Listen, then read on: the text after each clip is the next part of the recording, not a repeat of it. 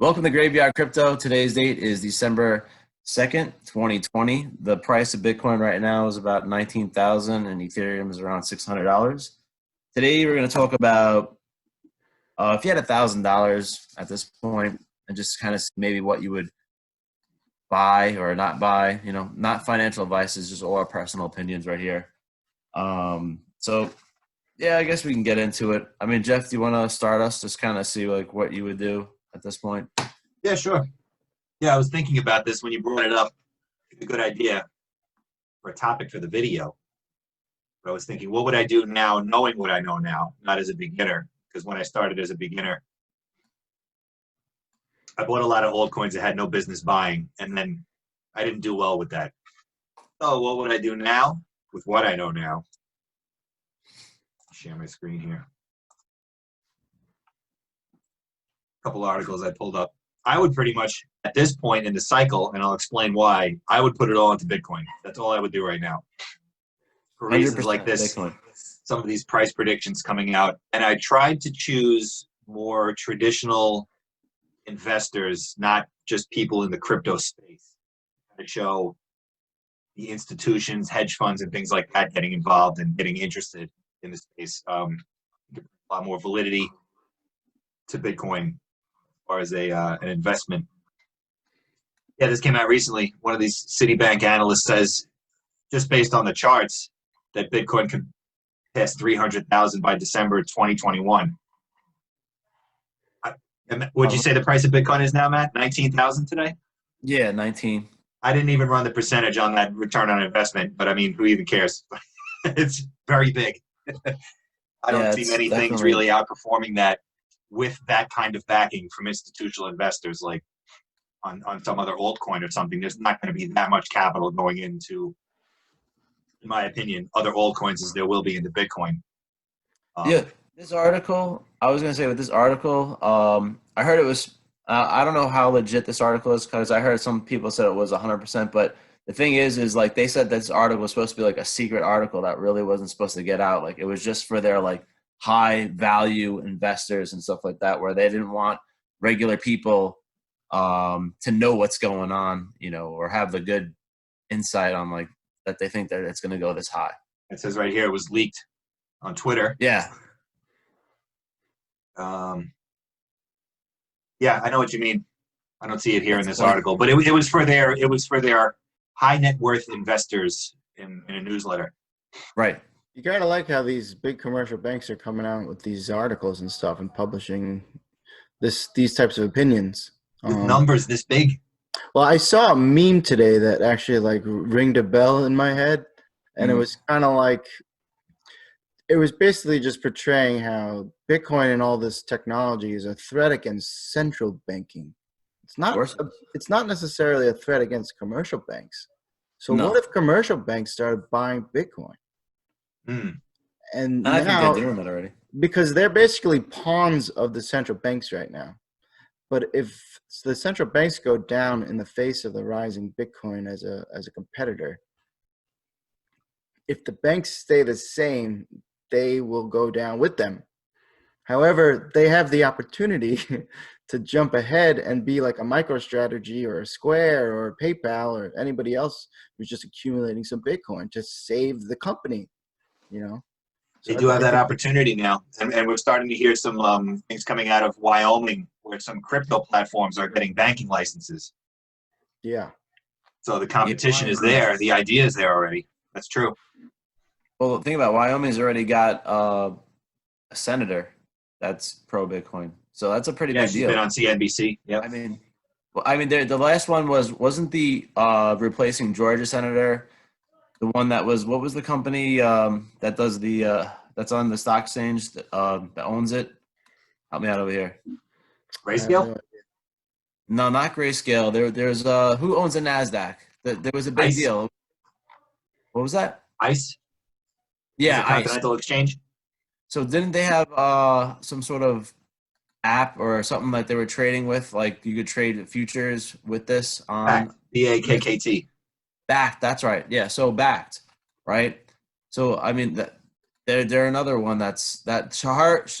The she was the woman that was a part of that, like the president of that or whatever, owner of that.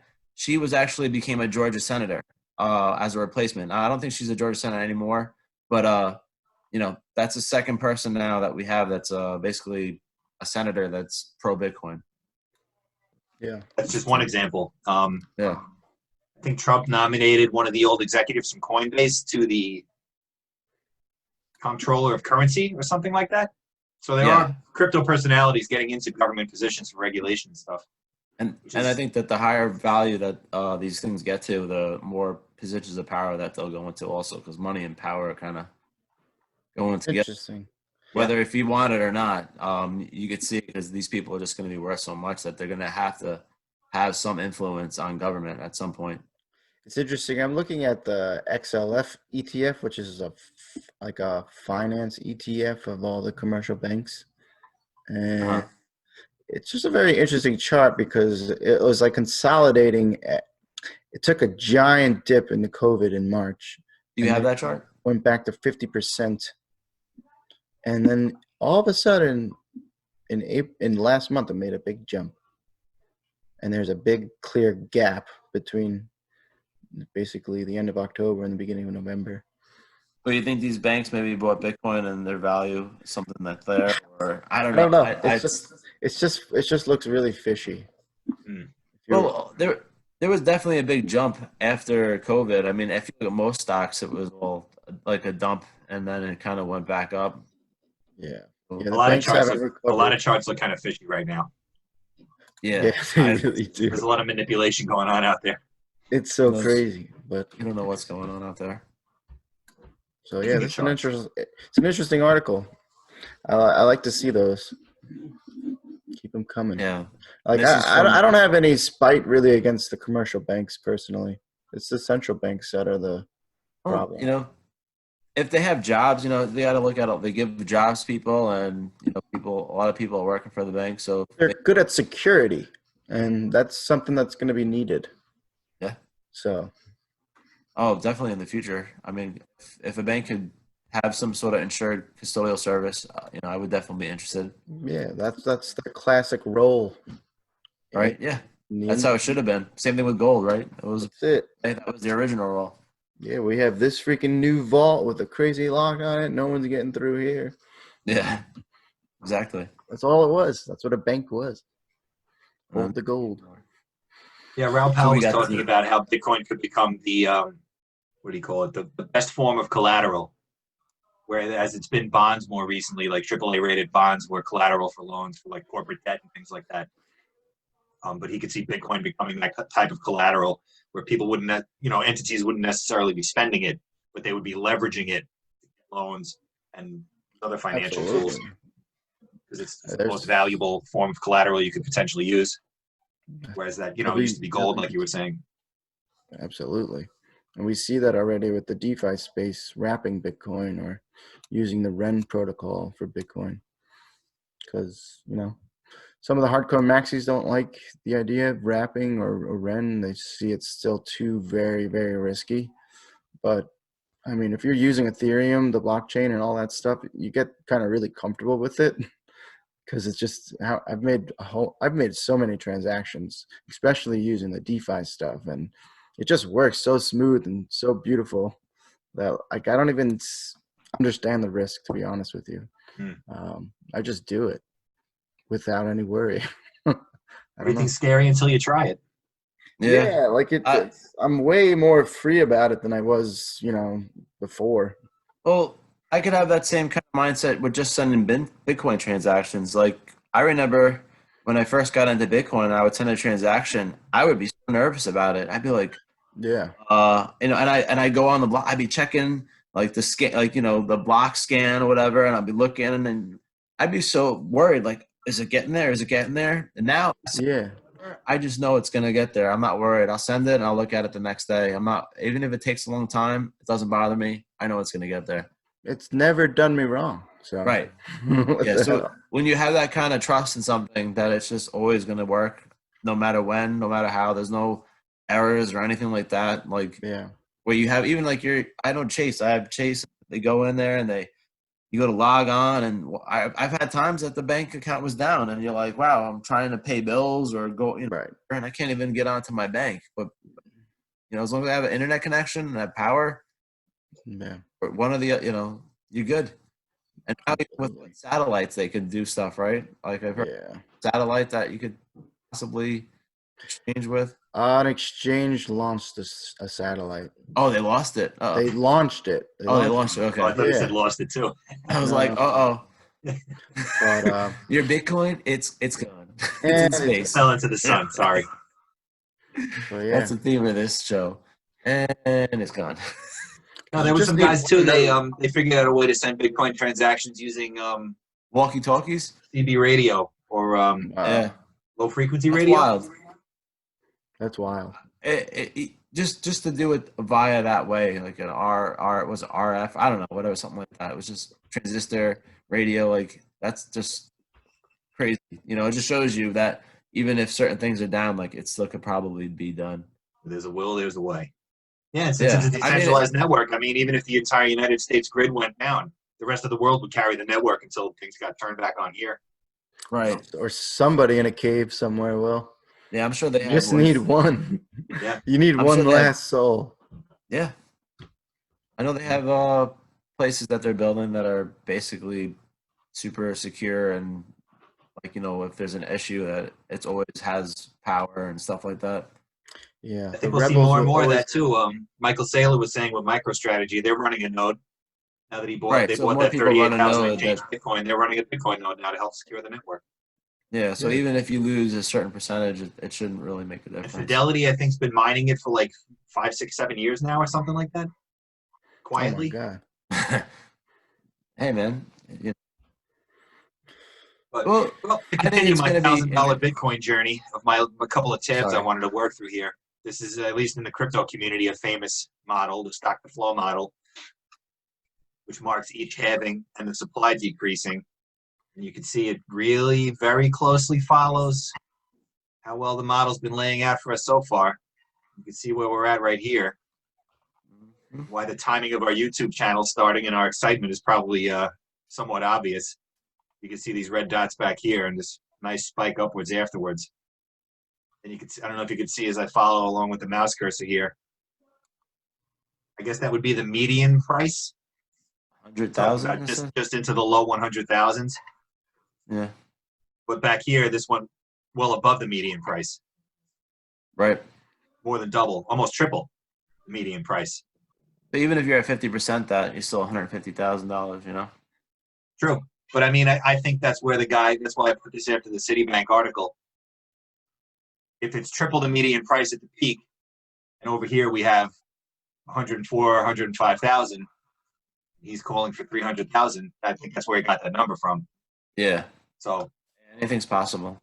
I don't know if this was exactly the chart he was looking at, but that's one thing that's lining up for me that says, okay, I think a little more evidence that I'd like to put $1,000 into Bitcoin if I had it to spare. Yeah. So hold on to your seat. Any seat. other stock to flow comments, fellas? Hey, I love the model. That's Plan B. I think his Twitter account's like at $100 trillion, something like that. 100 trillion USD, I think. Yep. Yeah. So I recommend anybody to go look him up. He's right here. I just clicked it. There it is. Fantastic. Plan B, 100 trillion USD. Yeah. So definitely has a good model for sure. Good account to follow. Article about it that you can look up, which maybe if you really, we should put up, on the Twitter links. I mean, not the Twitter links. Just put a link into it. Yeah, I'll have all this stuff. So links in the description. Yeah, Sure. Moving along. Guggenheim Investment Fund. You guys were chatting about this a little earlier. Right. This news just came out a few days ago. 10% of their fund, which equals what, $500 million or so? Yeah. Looks like the same initial 10% investment. of 5.3 billion. And they are going right into Grayscale Bitcoin Trust, which is GBTC. So they're even paying a premium for this Bitcoin to be able to have it custodied by Grayscale, which to me speaks to the fact that they are very confident that the price is going to keep going up to get a nice return on their investment. That's interesting. Guggenheim. Another one. Moving Yeah. along, and this is the part to me that's like I suppose the most exciting to hear more and more about the supply shock. Places like Guggenheim are dumping $500 million in MicroStrategy, $500 million. These are just a few entities that we're starting to hear about dumping in pretty large sums of money. I feel like there are entities out there picking up Bitcoin that aren't saying anything yet. We've been hearing about PayPal now that they're offering Bitcoin to their customers, is buying up massive quantities of Bitcoin to be able to offer it and transact in it. So, Well, I mean, once you see Apple and Google and Tesla and stuff like that, and they start saying they're buying it, forget it. It's over. Like, I feel like Apple's the big prize there. They have so much in the bank. They could you'll throw see into Bitcoin if they $10,000 wanted to. moves in a day. Yeah, maybe more than that. But supply shock, the other thing to keep an eye on. Grayscale is a big part of that too. Like I just mentioned, the Guggenheim's going to be investing through Grayscale. Grayscale has to buy enough Bitcoin to be able to supply Guggenheim with this Bitcoin. They're buying massive amounts of Bitcoin. Was it 500 million? They said. Yeah. Yeah. Said, where are we at? 10% of their 5.3 billion. Mm-hmm. Yeah, 500 mil. Okay. That's all. They'll wish they put more into it. And that, and that's like what, 17 million a day or something like that, right? As the price of Bitcoin with the mine. So, it's just, there's not enough. I mean, they could buy up the supply of Bitcoin being made for like, I don't know how many days that is, but that's just one company taking up all that being mined. What I hear about, I think it's approximately at current prices, that's approximately 25,000 Bitcoin. And you guys know, but I'll just say it for anyone listening.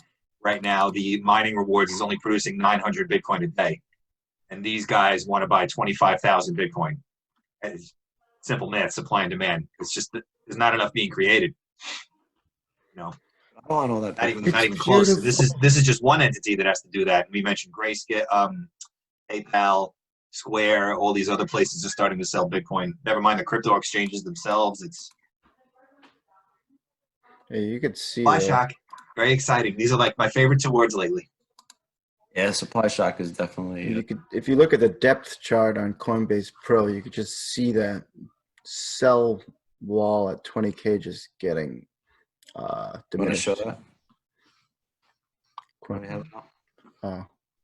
I was Coinbase Pro. Is that on TradingView? Nah, it's not on TradingView, but well, maybe we could pull that up when it's your turn to share. Yeah, sorry. No, it's all right. But we just were talking about we'll work our way through it. You could actually see the supply shock on the depth chart, which is interesting. Yeah, I like seeing those visuals. That's nice. I think that helps other people understand too. Yeah. And there's this guy, very popular in the crypto space these days. Very, very wealthy man. Very, very successful man. He lives in the Caymans. Kind of jealous of. Fucking gangster. But he's talking about $1 million Bitcoin in 5 years. That's what I want. What, the $1 million Bitcoin or the house in the Caymans? Living in the Caymans. Caymans. Both. Waxing your dick. I could do that here. I'll feel better about it down there. Oh, yeah, but he's this. I think not too long ago, I would have felt like this was a ridiculous prediction. Up until recently, when I'm mentioning the supply shock now.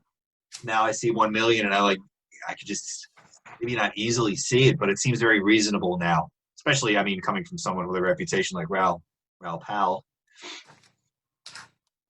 I won't get into the article so much here. Like I said, visuals are helpful. So what I've pulled up, I marked here on the Bitcoin chart.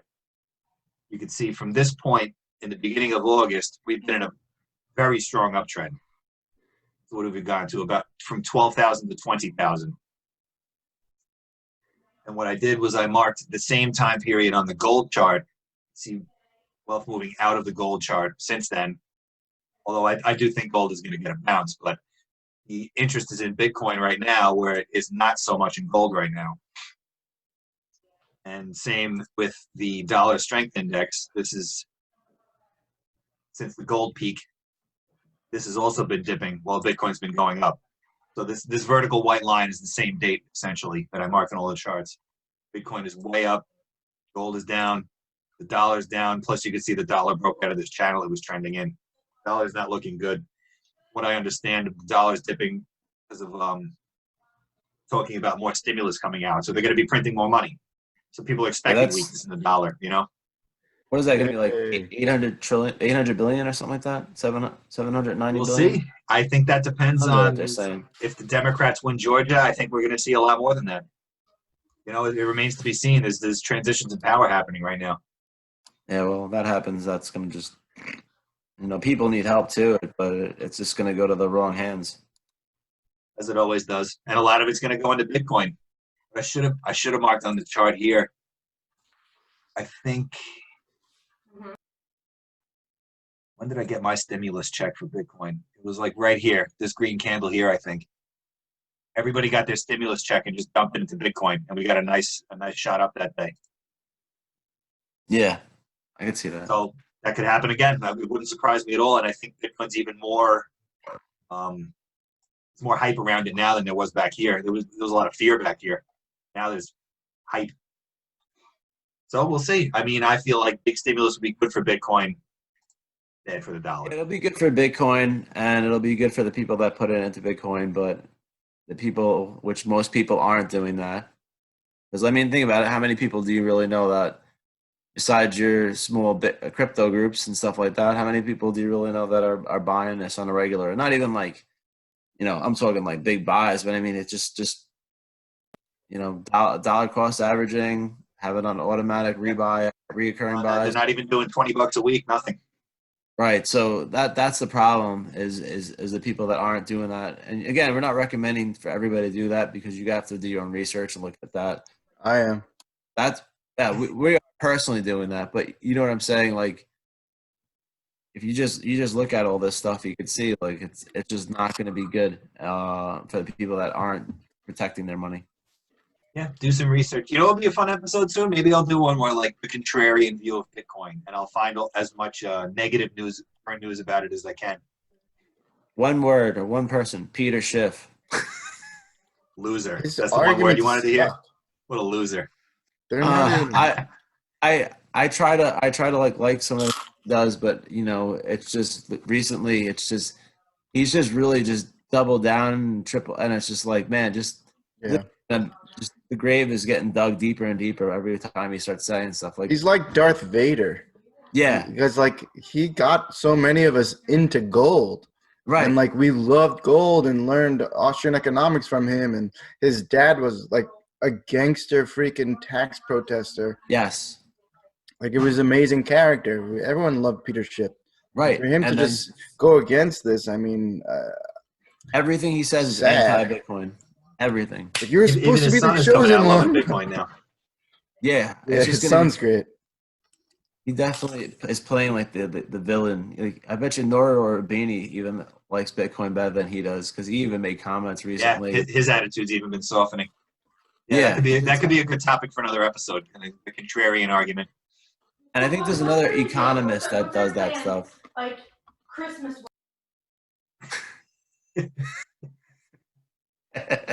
Caught it. We're going to keep moving on here to the man himself, the real Kiyosaki. My man. Rich Dad, Poor Dad. Explaining the $1 million prediction by Raoul Pal, which he references here. 1 million by 2025. Said if he was not so credible, I wouldn't pay attention to his predictions. And he calls for gold to hit 5,000. These predictions, as we know, are based on the fact that money's being printed and the dollar is going to weaken. And huge institutions like Guggenheim and different banks and things like that are going to dump massive amounts of wealth into it because they want to protect their wealth. Yeah. Simple as that. So I wanted to make a little example. Gold, great investment. And even as I look at this chart as someone who's been studying charts, this is setting up like a very classic cup and handle pattern, which would be a really big breakout. Should have drawn this up before. I could do this real quick. I think gold will go up. It's just that compared to Bitcoin, it's still not going to. Yeah, I'm getting to that. I crunched the numbers. Do you think more people are speculating on the price rise of Bitcoin, or is more money moving in it to protect its purchasing power? I think it's a little bit of both. I think retail speculating more. And I think yes, places like definitely Guggenheim and MicroStrategy are protecting their wealth. Which Yep. is where There you go. most of the money Educated is. means. Yep. And I mean, I'm doing both. I'm all in. This is like my ticket to freedom, real freedom. Same. And, and a fast elevator ride up too, not the climbing up the mountain. But yeah, Matt, you wanted to see like the numbers. We're talking about $1 million Bitcoin versus the 5,000 gold. So I crunched. This is the current price of gold. This is the $5,000 prediction, and you're talking about 173% rise. Right. Which is, by traditional metrics, a great return in 5 years. Amazing. No, that's really good. Yeah. Tell me, anybody could tell you could. You're close to tripling your money there. Close to it. Right. But the Bitcoin, this was the exact number at the time when I ran the price, 19,192 to 1 million, 5,110% return. 51 times your 173% or 5,100%. Yeah, and we were doing this at 10K. Even if Bitcoin goes to half that much, you're still getting a 2,500% return. Yep. It's crazy how we were saying 100. Risk reward ratio is absurd. There's nothing like it out there right now. Yeah. Yeah, definitely. No, it's definitely pretty crazy. So you're just all Bitcoin. There's no other projects that you're looking at right now that you're like, oh, this is.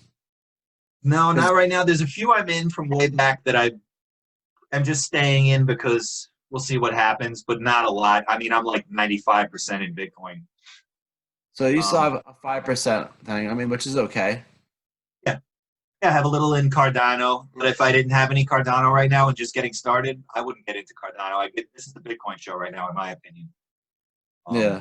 And we remember, I should have pulled up the altcoin charts from back at the time, but we remember back after our big run up to 20,000 last time, after Bitcoin was capitulating back here, the altcoins went crazy. So that's what I'm kind of mentally preparing for. If and when Bitcoin hits that blow off top, I'm going to be ready to swing some trades in altcoin, but I'm going to do that to accumulate more Bitcoin. That's the goal. Mm-hmm. My goal is not to increase the amount of dollars I have. My goal is to increase the amount of Bitcoin I have. I feel like that's how I'll get exponential growth because the value of Bitcoin is going to continue going up, in my opinion. So if I accumulate Bitcoin and it's gaining dollar value, get that exponential growth, Yeah, no, that's always a good way to take it. That's the plan. And then, so I suppose what I would do, what I did here is I just took a bit of Bitcoin that I had to trade. So I would take maybe 10% of my 1,000, pick a number you're willing to risk a little bit more. This is on Bybit. I opened a trade, 0 leverage, which gave me a liquidation price down here at 96.25, as you can see, which at this point I think we are pretty safely not going to. What is that, a $100 trade? Yeah, I put $100 into it. You can see right here. Okay. Slightly less for transaction fees for sending it over there, but right. But yeah, I'm confident that it will not go down to 96.25. So where did you put it? I could even set a stop loss if I wanted to, but this is an inverse contract. So I would be earning Bitcoin, not dollars, as the price went up. And you can see here I said, just to kind of demonstrate, only 50,000 is my price target, and we're talking about much bigger numbers than that. But if and when we hit 50,000, I would make 61% return. If I'm doing the quick math, I mean, whatever, I'd make 61% return. Yeah, so the value is going up, plus at the same time you're gaining 61% of that asset that's also increasing. So 61% also goes up whatever percentage too with the increase of right. That, I'm earning 61% in Bitcoin, but I would earn much more than that in US dollars. So something that's increasing 150%, you're getting 61% more on that asset. Well, let's see if we did this and I did 300,000. On an investment, almost double. Yeah. So I think that's what I would. That's probably what I would do. I would take a bit of it. There's always a risk involved in trading, so I wouldn't do the whole thing. I took 10% of that 1,000, right? To try to maximize where I think we're at in the cycle. You know what I mean? Right, but you have to also say too, with doing this, you can get liquidated, right? You lose everything, and what price is that? Right Do you here, have this red line I marked down here, what's that at? What's that price? 9,625. Right. So that's the thing. Like people have to understand, like there's a huge risk here because if this thing decides to sell off and you get a 50% dump, you just True. wiped out Yeah, everything. if we Scared got money some don't other make like money. event like the COVID dump back here and it somehow spiked down and get there, you would lose this $100 worth of Bitcoin, which is why Right. I would choose to maybe use 10% of my $1,000. I'd be willing to lose that to risk a huge return. Okay. So, and then the $100 is going to be at like what you said, 300. What was the number? Like if let's say it hits $50,000 with that $100 that you put in there. That would be 150% from here in US dollar terms. Uh huh. Oh man, I should have done the math on this. Okay. I mean, So you well, would have got 100%, 150% profit, plus you would have earned an additional 61% in Bitcoin. And that's why I talk about that exponential growth comes from. Your initial investment earned 150% in US dollar terms, so plus the it's like Bitcoin you earned. percent of 250, right? Do this math right now? I'll do it. I'll do it right now. I'll Is do it that for right? you. Though? I'll So do it it's for probably you. $400 around there, like total. Your $100 becomes what for a thing in USD, right? Something like that. But What was this? We got a minute for me to figure out this math here? I mean, you want to start what, fresh? Show us whatever you want to do. While you figure that out, I mean, I could show you some other stuff too. I mean, do you have any other things to show with your 100% or 99% Bitcoin? Well, here you go. If you open this trade for $100 and Bitcoin got to 50, like I laid out, I just set up this trade, it would now be worth $413. You get a 4x. All right, yeah, that's pretty good, man. And that's what I mean about you earn 61% in Bitcoin, but you earn, what is that, 400%? 300%, whatever, in US dollar terms. Yeah. The growth is exponential then, you know? Yep, that's exactly Why I like to a trade. good point. Yeah, to my point. That's why I try to trade settle in Bitcoin, not US dollars, you know? Yeah. I definitely like and I think that was about it. And this, I figured I'd show it again. I threw this up as a meme on our Twitter. A friend of mine was asking me earlier, she heard a rumor from a 15-year-old that Bitcoin always dips in the spring. So I highlighted all the springtime events to just basically prove that that's 100% not true. And I could also show her at the time the price from the halving to the peak in that related cycle. You can see here the first cycle, we got a 9,340% return. From the halving to the peak over here, we had almost 3,000% return. So just kind of give an idea. So where are we going to be? We're going to be in for flatten out this much, and we're going to end up here. It looks that way. Going to keep moving as far as the cycles are concerned. You know. Well, 5 years is going to be even crazier. If you look at these charts now, and let's say in a year, it's going to be like that. In 5 years, well, we get up to. I mean, this is 300,000 up here. Oh, that's crazy. What the chart would look like. We'd have some kind of run up to there. When you look at the charts from a long-term perspective, and you're looking at it, the dollars, it looks the same way. I think that's the next cycle. Like that's 5 years, 4 years, 6. Yeah, 6 years. That's what we're kind of looking at here. See how flat that is now, though? I mean, you guys are. Yeah, well, that's what I was saying. Way up to $1 million. Look at Bitcoin in 2025. You know, whatever happens after that. But like, I don't know. I think that's pretty cool to look at. Yeah. The chart is so flat. Meanwhile, when we're zoomed in now, we're looking at our all-time highs. I hope I survive 5 years. That'd be cool. Have to.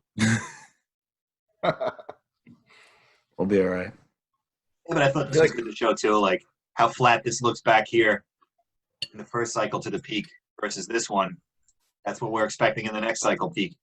Like, right. That's what I was saying. Very similar, you know, percentage wise, and it looks very similar to what's happening now.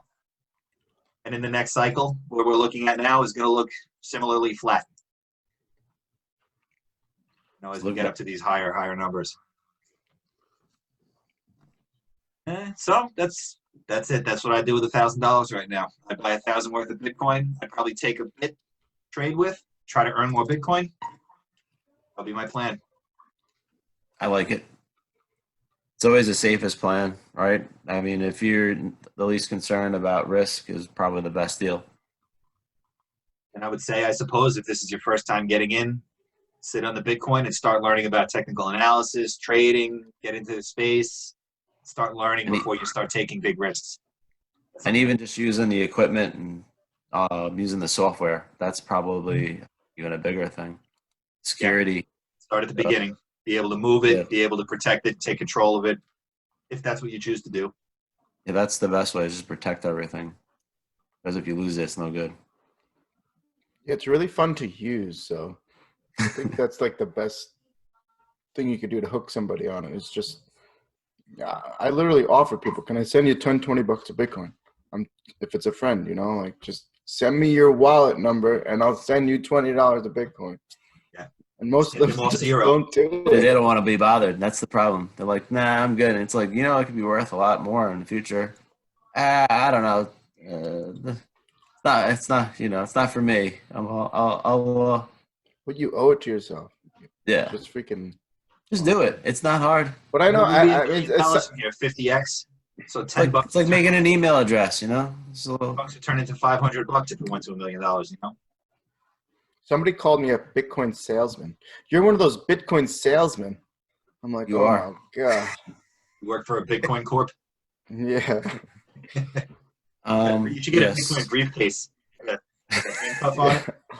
We should just set up a storefront. Like, we sell Bitcoin or something. How many like assholes would come in there? And just I'm sure they would.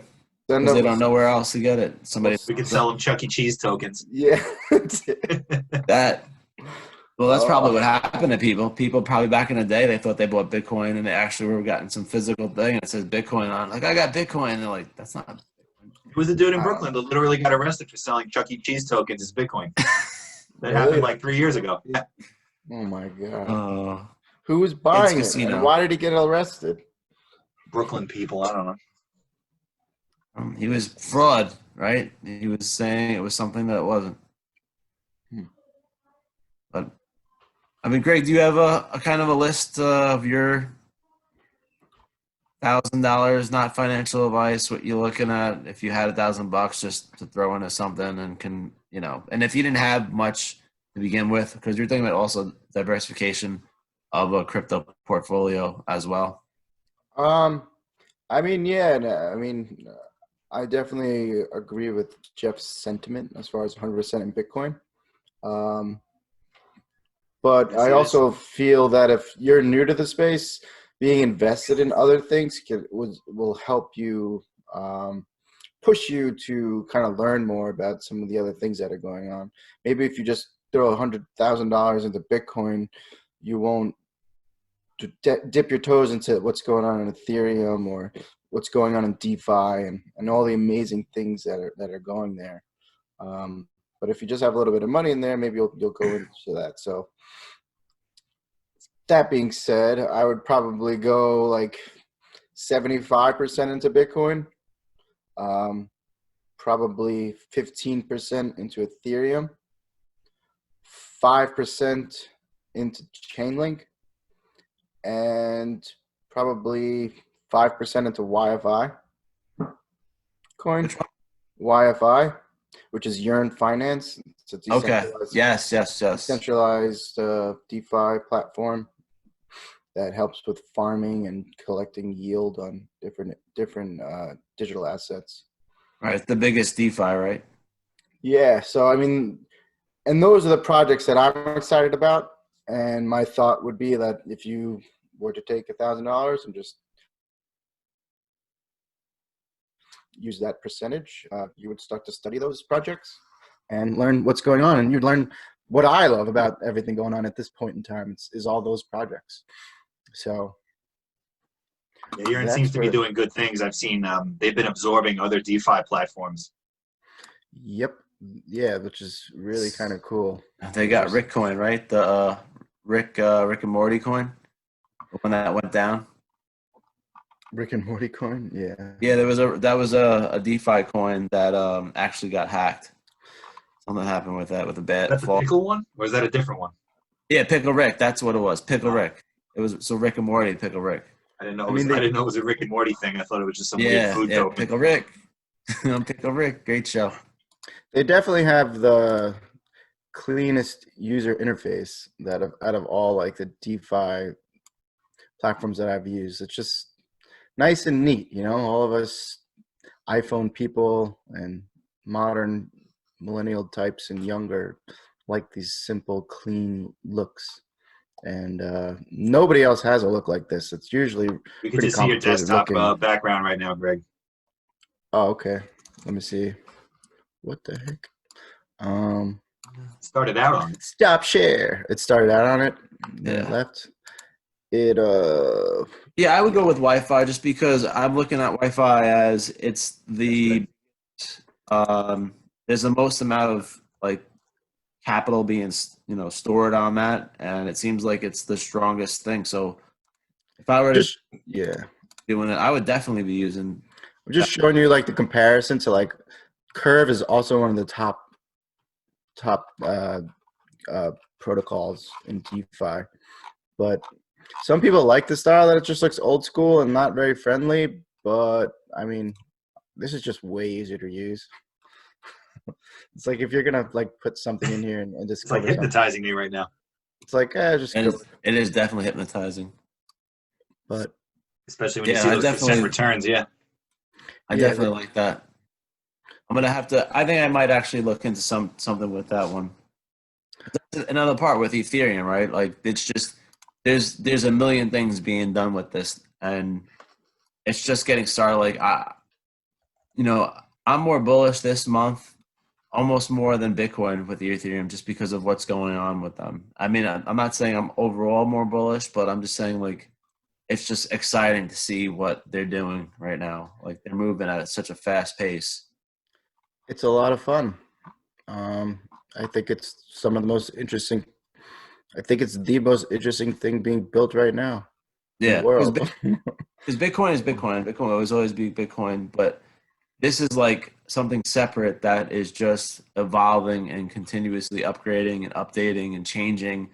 And that's as any cryptocurrency, that's what you want to see.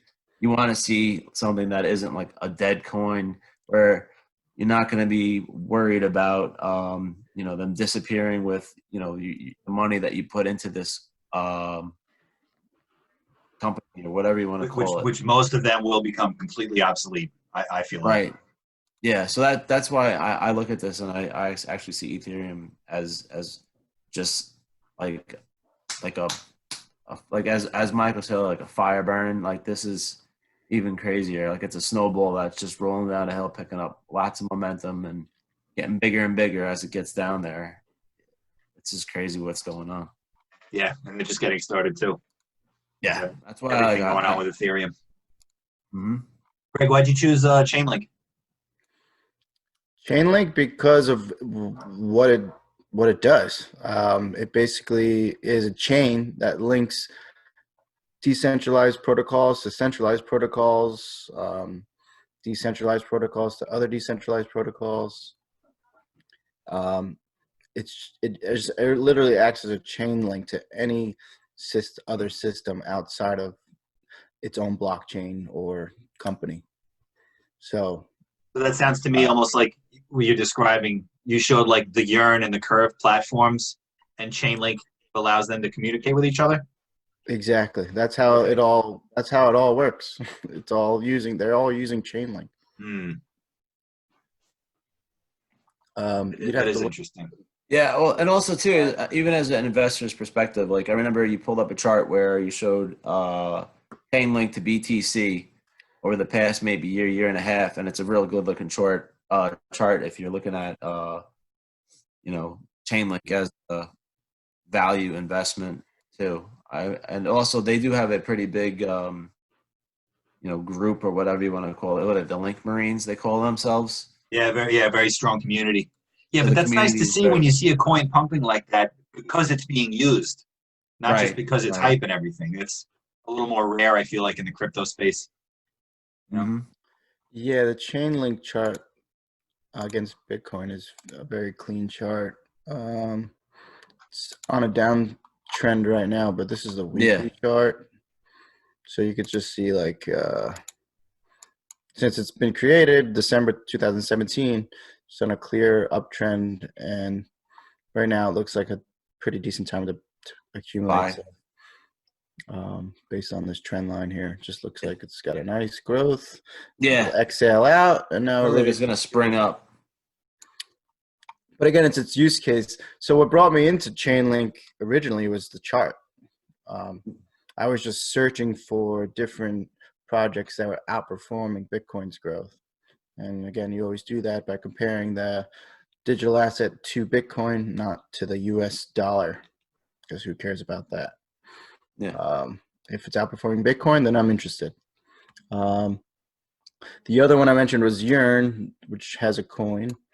It's an interesting chart. It's a very new chart. It only goes back to August 2020, but you know, that's kind of my risk factor there. 5% into Yearn. Can you change that time frame? Was that a week? That's weekly, so daily. Maybe daily. Yeah. Yeah. You can see a little bit. You had a big pullback here. And that was when Bitcoin had that sell off, I guess, in March, right? Everything. Well, this was November, so there was a big kind of selling off in DeFi or Bitcoin from September through November. I remember when that DeFi bubble popped. It killed a couple trades for me. I was upset.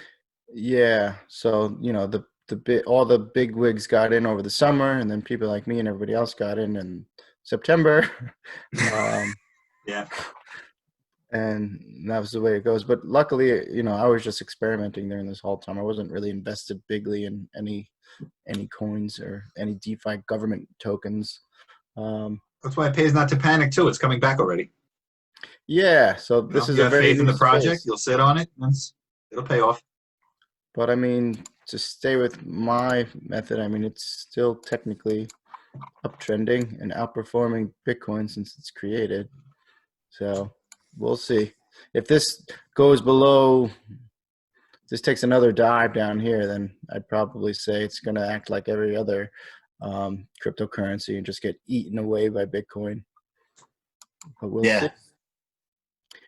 Time will tell. We'll see. That's why I said I want to keep an eye out for the next blow off top for Bitcoin, because then projects like that will go screaming up in the Bitcoin comparison, at least in the short term. Those could be a good opportunity for trading. Yeah. This was the financial ETF XLF chart, which I thought was interesting. Just see that this was the transfer between October, November, and then bang. And XLF was which one again? XLF is a financial ETF. So it's basically all the commercial banks. Okay, that's ETF, right. Which I was watching. See that gap? What is that a weekend, that gap you see there? Let's see. From November 6th to November 9th. Yeah, that's a weekend. Yeah, okay. Somebody bought up a lot. I mean, all gaps get filled. I don't know. I don't. That's not even true with Bitcoin anymore. So. Yeah.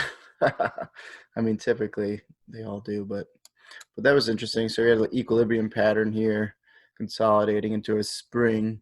And you look for that breakout. So something happened with the banks this month. I was looking for a play down to see which way they're going. Maybe down would have been just sticking with your central bank buddies, keep on pushing fiat. Or maybe they decided, let's go the MicroStrategy way and buy some Bitcoin. Or maybe that was right around the election. They saw that Biden's most likely the winner, and they're expecting more stimulus than if Trump was the winner. Maybe that could have that's something to do with it too. Oh, that is right up the elections. Yeah. Free money. That goes right to the banks, like you said earlier. You know, it doesn't go to the people; it goes to the banks. Right. Yeah. So they're salivating right now for stimulus. Yeah, that might be. Looks like they're gonna get it. Anyway. So it was Chainlink, Yearn Finance, So 75% Bitcoin, Ethereum. 15% Ethereum, 5% Chainlink, and 5% Wi-Fi. I like that spread. I think that's a good spread. I like it. For $1,000, I think it's you got to be taking a little bit more risks. Because then you can realize that some of these things might, because they have smaller market caps, are going to actually go up higher than percentage-wise than Bitcoin will. Mm-hmm. I really see the future of the whole industry of this stuff. So yeah, I think you'll do yourself a service by getting adjusted to this whole style of doing business and doing banking, right. So, just learning to use the other blockchains and the other wallets or whatever. Learning that stuff is important. Yeah, and that builds up to, like Greg was showing us in the other episode, of becoming your own bank. He's earning interest by loaning out his own money with no middleman. It's a beautiful thing. I mean, it's an amazing feeling. I took out a home equity line of credit today. I did that, but like just the whole process of someone coming to my house with a pile of paperwork and and I had the fees you got to spend too. Well, actually, for that they cover the fees, so I'm not paying anything. But it's just a weird, archaic process of all this government red tape and all this bullshit. Like, yeah, I get it. If I don't pay the fucking thing back, you take my house. I get it. Like, you need permission to access the wealth. Yeah. Right. I'll make a deal on Maker DAO. If the freaking price loses, you take my ETH. Like, that's fine. But I don't need to deal with any red tape or paperwork or anything in this new world that we're going into. Especially if you're in control of it and nobody else can get in control of it. That's the main thing. It just seems almost embarrassing. Like, you're just making me sign all this stuff. Like, you look like an idiot. Like, how many times? Like sign how? This. What your arm's gonna fall. What year is this? It just seems so silly. Just signing paperwork. Like, oh my gosh, this is so official. Well, I guess they just didn't want another issue where 12 years ago, where everything collapsed because they were giving bank loans to anybody that had a heartbeat. That was you would hope so, but I don't know. Yeah, they were really strict to like you need copies of your license and you got to make sure your signature matches the signature on your license. They're real sticklers about that. Did they take blood? Oh my god. Not yet. Then I had another story. Yeah. My cousin said that he had two people he paid. One was a Spanish guy he gave a check to, and the other was a white guy. And at the same bank, the people they checked the ID of the Spanish guy or something. Like, it was like clear racial profiling crap. But with Bitcoin, that doesn't fucking care. It doesn't care about anything. It just verifies transactions. Is there an address there? Yeah. Doesn't care about your nationality or what country you're from. Or what you are. No. That's freedom. That's an important part. Absolutely. Freedom of choice. I just don't like the feeling of interacting with people when it comes, especially with money. You could just, I don't know. It's weird. Yeah, you should be able to do what you want when you want to do it. It's yours. Exactly.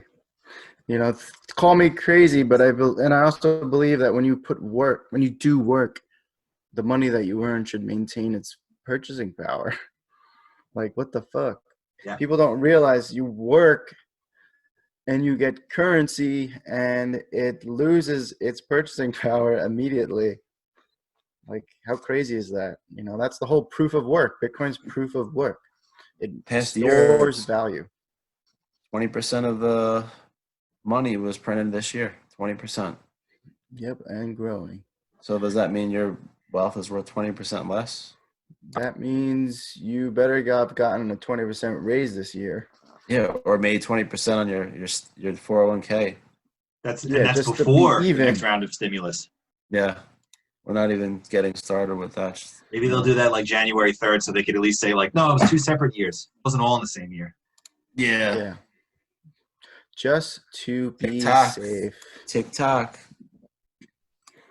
Does anyone even care about this anymore? Like, I know we should, but like, it doesn't even bother me anymore. It doesn't. Maybe that's because I own Bitcoin. But I love this freaking clock. It's so amazing. Scary, man.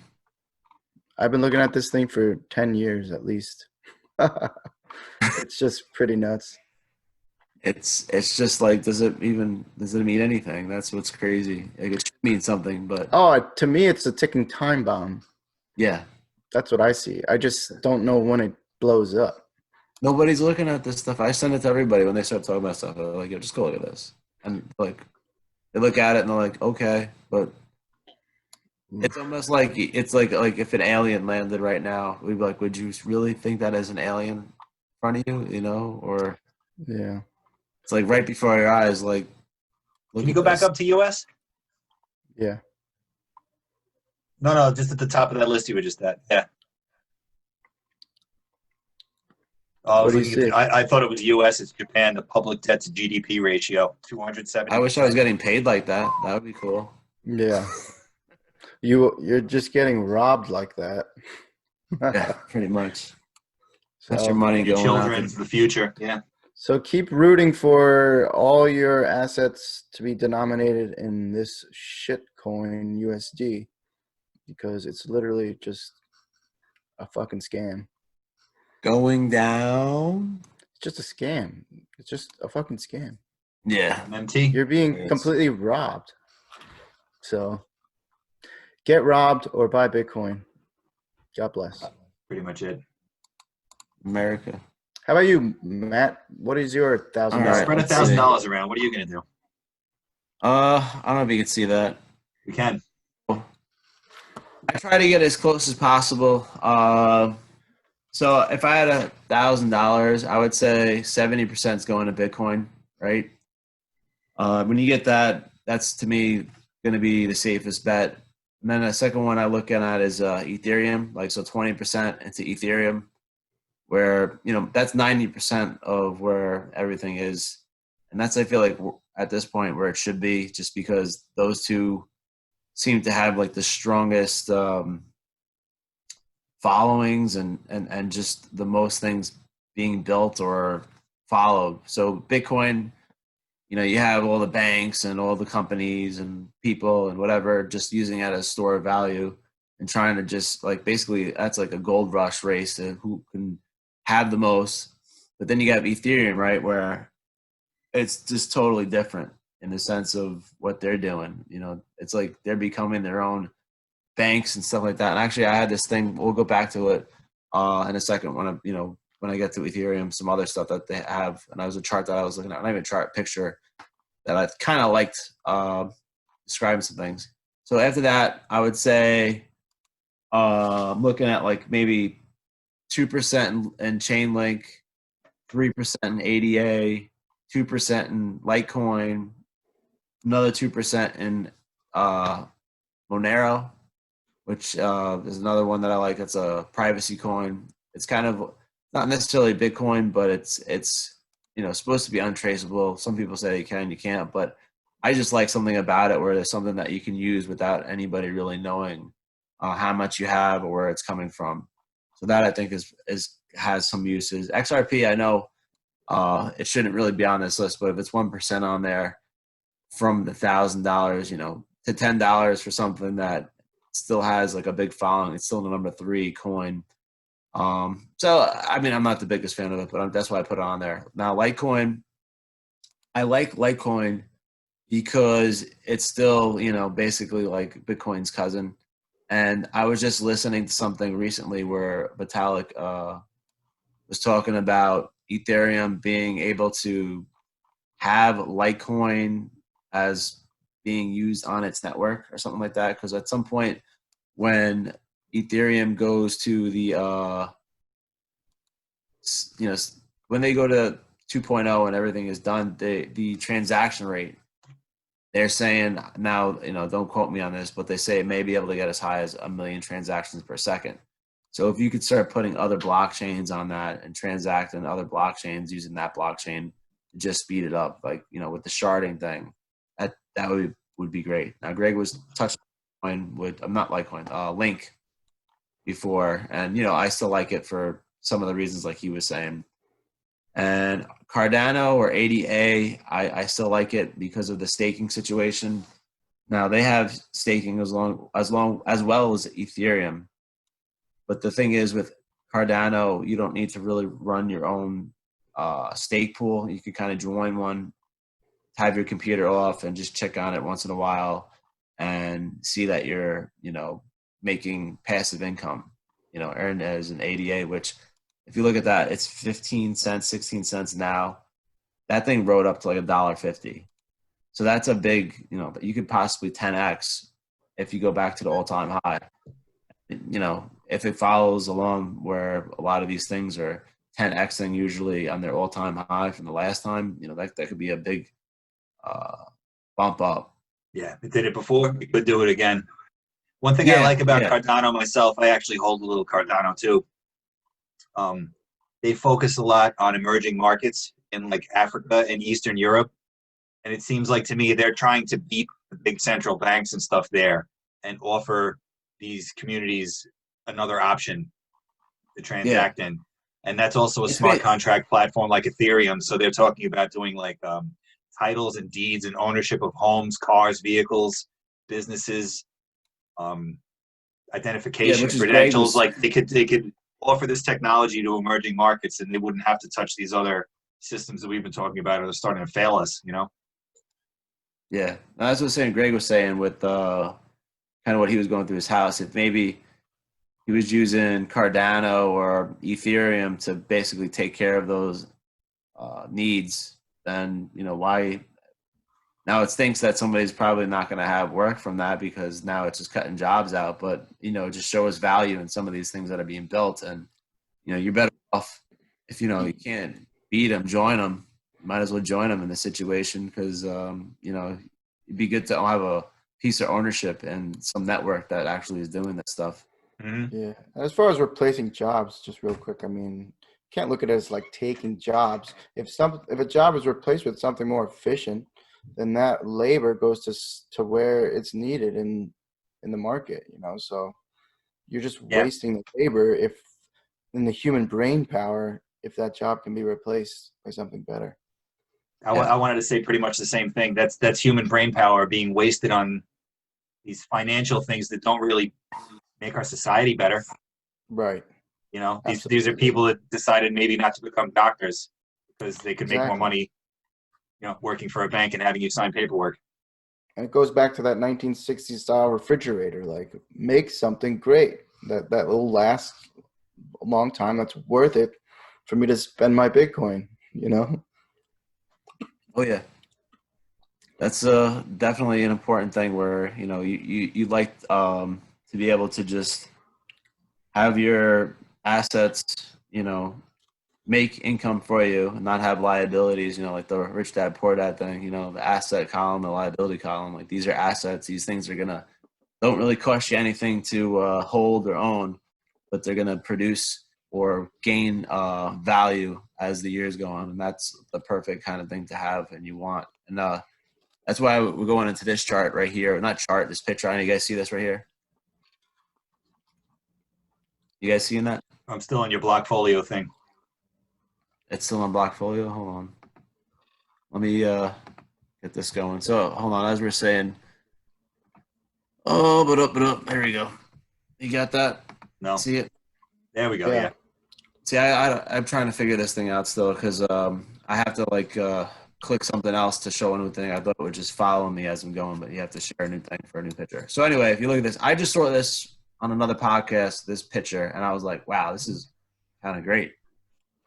Where it kind of shows you where assets can kind of be in this triangle and kind of how they each kind of have their own classification or whatever like that. But if you look right, can you see my mouse? Mm-hmm. So store of value, dollars, right? Commodity. And now here was this where you have gold and Bitcoin where it's kind of like both, right? They're kind of similar things. Mm-hmm. And then stocks right here, they generate income. Like, you get your, what do you get from stocks? Dividends and stuff like that. And even like treasury bonds, right? Treasury bonds, now they're not as good as they used to be, but back in the day, you used to be able to get a decent amount of interest on these things, depending on how long you held these things, the securities and stuff like that. So now Ethereum is kind of trying to put itself in all three columns, which makes it like just amazing that, it's generating income through staking, which I'll get into that too. You know, why is there a shit coin on that triangle though?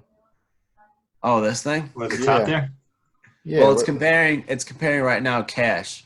Obviously, the dollar has purchasing power, so it's going to have a store of value right now. Though the value dropping, of course. So that's the placemaker for whatever asset you want to input into this triangle. Well, that's going to be the central bank digital currencies running on Ethereum. Pretty much, like they still have value. It'll buy you stuff. You want to shop with it, you can use that. That's kind of a store of value where you use the service for it. But obviously, it's not where you want everything to be, right? I mean, your dollars were like here, but this is kind of it. Like I said, I thought this was a great picture, just showing what Ethereum is trying to become in its own way. And obviously, there's a lot to do with Ethereum. And what they're going to do, though, with the staking is that they're going to hold on here. Let me go to this thing. I don't know if you can see. So right now, this is what's going on with the staking. They have that much Ether stake. Can you guys see that number? So right now, if you're staking Ethereum, running your own node, you're getting almost 16% interest right now. As that goes down, which it definitely will be, and I think the number of the validators are increasing. So 900 validators can be onboarded on day. So 900 times 32 is the number where you would add out to there. I don't know if you can do that math real quick, but as the days goes on, this is going to basically be decreasing. So once we double, so you got to think at some point you're going to be getting like maybe right around here. You get 6 million stake. That's still 6 times that. There's a lot involved.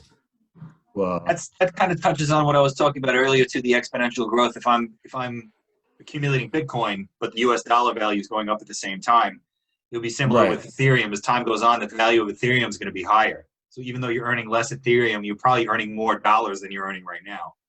Right. But the thing is, though, is with doing this, you're not basically, trying to speculate on whether the price is going up or down. You're just running a node, securing the network, basically participating in the network. Are there risks? Obviously, right? There's no risk with, everything has a risk. So with your thing, if the price of Bitcoin goes down, you have a risk of losing some of that Bitcoin. I get liquidated, yeah. Right. But you can lose all of it. That could happen.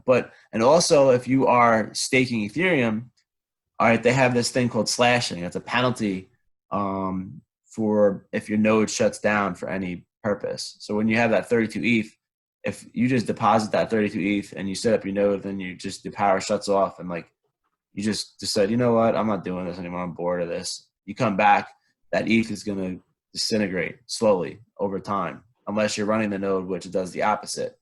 So you would make the same as if you were staking a node in one day as if it wasn't staking in one day. You would lose the same amount.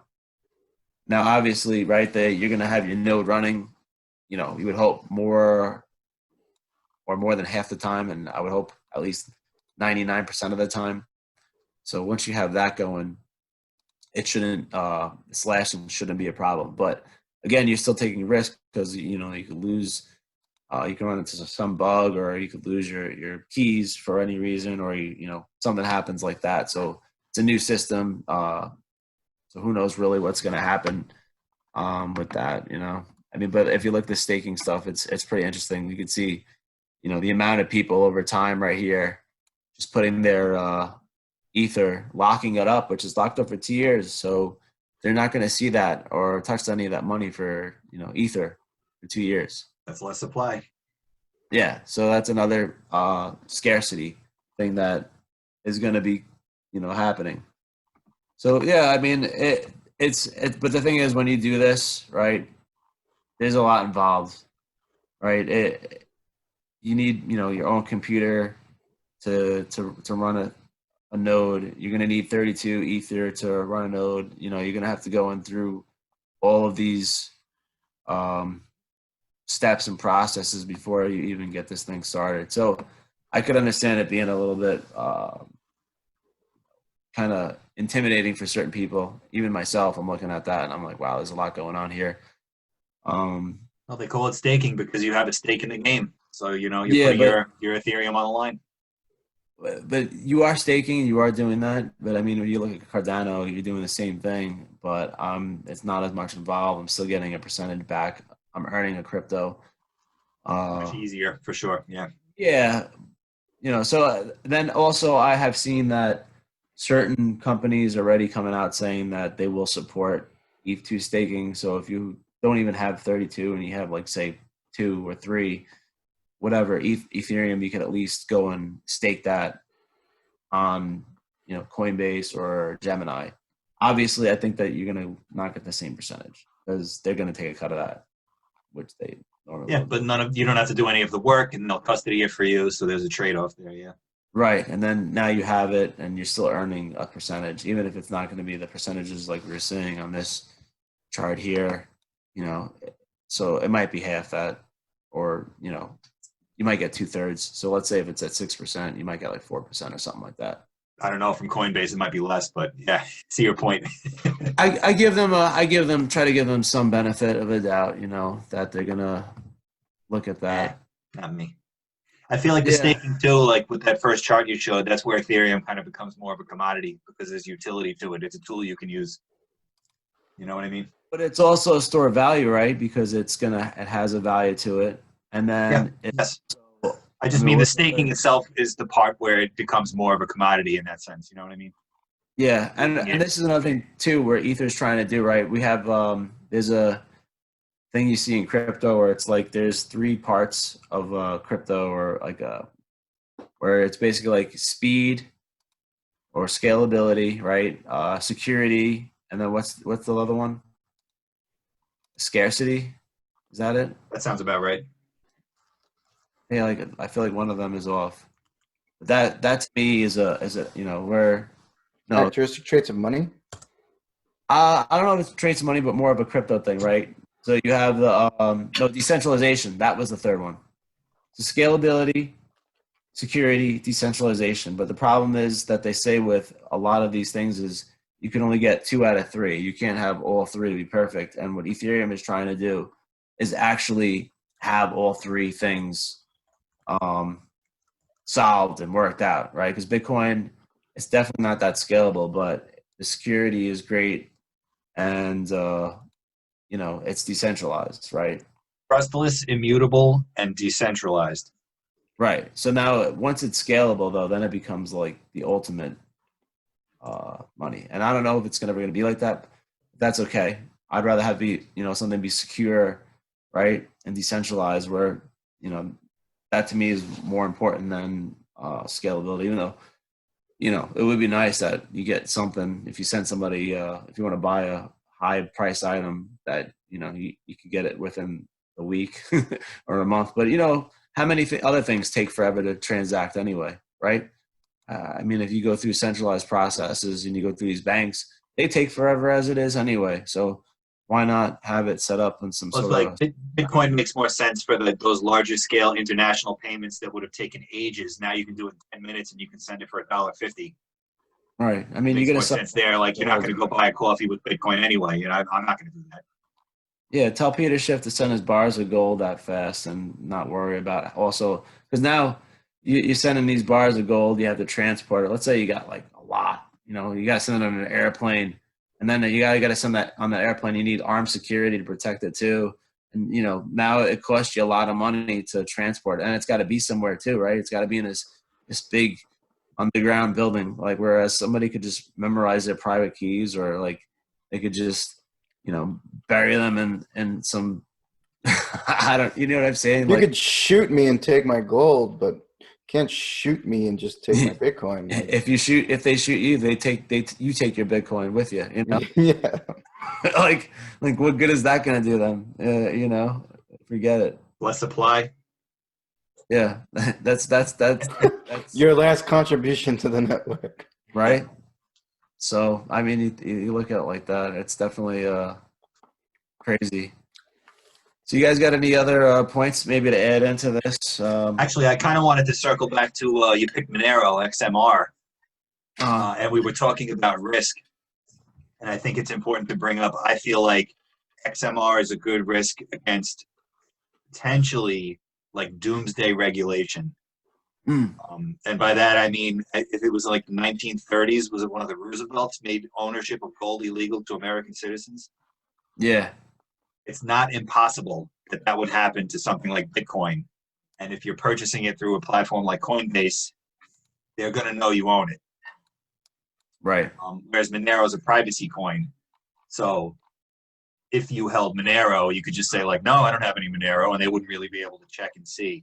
And that's kind of a dystopian viewpoint, but I think it's worth mentioning, you know?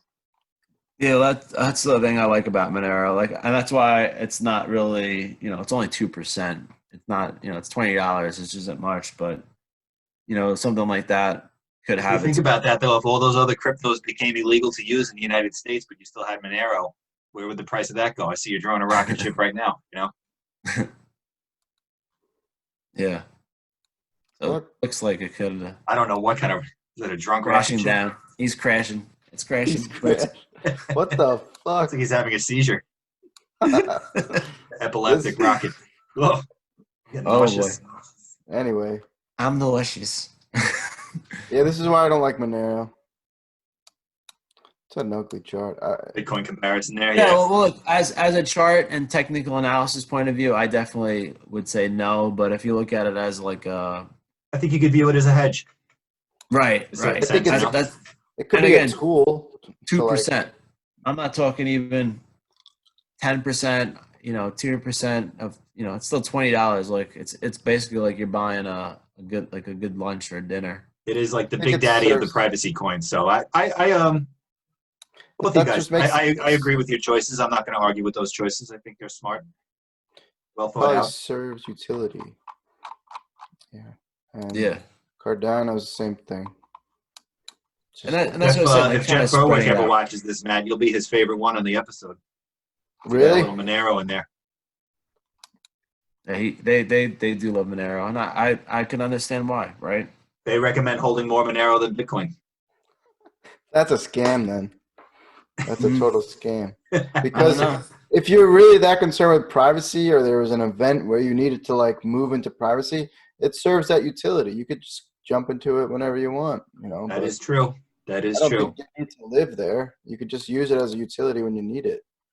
Both of exchanges too. I have the Exodus wallet right now. I could swap into Monero, snap my fingers. Right, and that's kind of where you could see it being valuable. Let's say you wanted to buy something, and somebody or you wanted to send money around. You don't want people to see it go around. You could swap it real quick, make those moves, and then swap it back, and then I don't know like if Uncle Sam likes any of that stuff, but again, it just has its utility for that, right? You could protect yourself like that because maybe I think that's smart. 2%, get a little bit of it just in case. Smart. Yeah, it's like Plus, I mean, if you got it now, Greg, you're showing that chart. I mean, that looks like a pretty clear bottom. If there was going to be a time to enter compared to Bitcoin, this looks like a good one. Well, we'll see. I mean, it could go lower, of course, but there's a lot of support there. There is, but yeah, I'm not willing to take that risk until it gets above this Ichimoku cloud. Things turn green. You want to see an uptrend coming?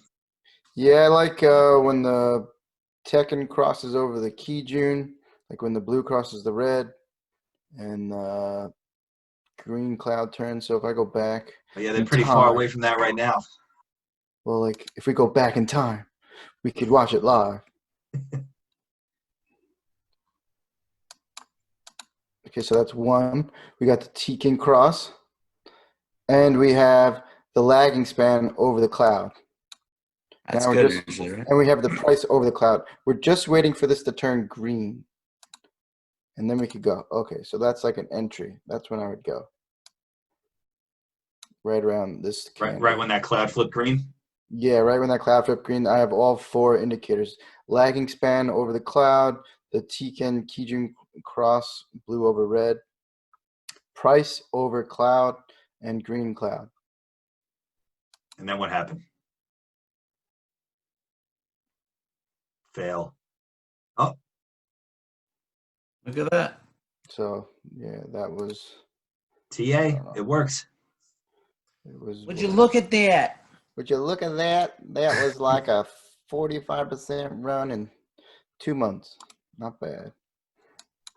But yeah, so and then once you come back into the cloud, or you fail to hold the key June, which is actually the 50% fib line, you could expect further downside. So that would be like your conservative exit. Call it like your stop loss level. Yeah. When you stop into the cloud, you can expect to touch the other side of the cloud. But you typically don't want to trade in the cloud. You'd wait to see which way it breaks. So if it went in here and popped back out, that's bullish. If it breaks below, obviously further downside. So as far as Monero is concerned, this is where we're at right now. So for me personally, my style of trading, I would be ways away from ever getting. Yeah, a long way away. So this looks like almost the worst time to try to enter. Yeah, I mean, I guess you could play it short term, but I don't got time for that. I like longer term trades. Similar to Cardano, this is looking a little bit more interesting. So we closed within the cloud, and we're holding inside the cloud. So looking like the Tikin's going to cross the Kijun pretty soon. We still have to make up this lagging span to get above the cloud and this cloud to turn green. So we're still ways away, but you could play an edge-to-edge trade with this here. So potential, that's like, worst case 15%, best case 33% return. Yeah, plus if you entered there, you could set your stop loss pretty tight because you're right at the bottom of the cloud already, correct? Yeah, it's just you would have to monitor it as the candles close, so you'd have to reset your stop losses. But this is a daily candle, so just once a day you check where it's at, Yeah. I think it's important to point out too for anyone watching that you're doing this against Bitcoin, not the US dollar, because that's what we care about. Yep, always against Bitcoin. So as Jeff said earlier, I mean, I'm with him as far as I just don't have any really emotional connections to dollars. I just want more Bitcoin. I think that's what's going to save my family in the long run, not dollars. If you trade Cardano and earn some Bitcoin today, and Bitcoin goes up 50x from where it's at now in US dollar terms, you're making a huge profit there. So I like to look at the different charts to see where we're kind of in that with the cloud. Waves is an interesting coin. I've been hearing about them again lately. It's been doing really well. I used them way back in the day just to test out their thing because they were a decentralized exchange. One of the first ones ever. I capitulated. Yeah, me too. It's a nasty looking chart. Ugh. Sorry, Waves. I wish you the best, Waves, but it's doing pretty good. We're up like 560% since its bottom in December 19. 1 year. So, as far as trading goes, I like to try to find these guys that are trending good against Bitcoin. Waves is one of them. It's creeping up. You know what? Late 2019 was a very good time to enter altcoins. That was right when DeFi was just starting to get going. The DeFi stuff, that was a perfect time to enter. Yeah, I did well. Finance. I did well early this year trading altcoins, spot altcoins for Bitcoin. Yeah, it's a fun rabbit hole to go down. Now I found Bybit and leverage, and I just want. Yeah. The greed set in. Plus, I'm just using Bitcoin to trade Bitcoin. It makes it very simple for me, Oh, absolutely. I mean, it's just the easiest way to get more Bitcoin right now, if you could trade. But trading is a job, though. Yeah, and it's a 24/7 market that never shuts down, and that's At least with the stock market, sometimes you have breaks. You should at least. Ren BTC. It's another way to wrap your Bitcoin and invest it as an asset. Also, not a bad looking weekly chart. still holding an Yeah. uptrend. Looks like a little descending triangle. If that means anything to Jeff, he's more of a pattern guy. I get the vibe. So, No, that looks like it. what do you want? 3 You touches? have a breakout. It's coming soon then. Coming soon through a theater near you. Yeah. We'll see. See which way that goes. Ren looks pretty cool. Yeah. Adam. Oh, God. What a mess. I don't think I'd touch that one. Cosmos. Nah. This is how I shop around. I basically go on CoinMarketCap or CoinGecko and I monitor every other month or so what the top coins are in the market because they do change over time. Yeah. You know?